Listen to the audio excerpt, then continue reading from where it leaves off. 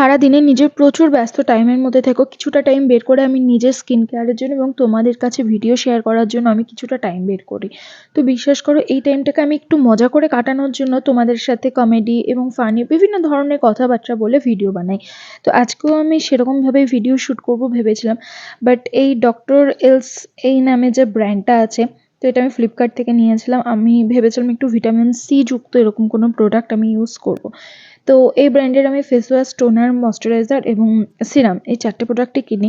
তো আজ আমি ফার্স্ট টাইম এই ফেস ওয়াশটা ইউজ করছি।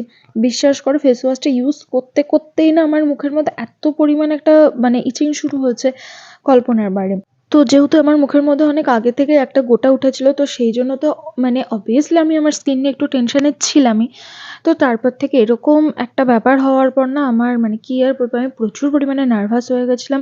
আমি কি করব না করব কিচ্ছু বুঝতে পারছিলাম না। তো তারপরে আমি যেটা সবসময় ইউজ করি, যে সোমিসের গ্রিন টি ফেস ওয়াশ, এটা আমি খুবই সবসময় ইউজ করি। কি বলবো, আমার রেগুলার ফেস ওয়াশ হচ্ছে ওটাই।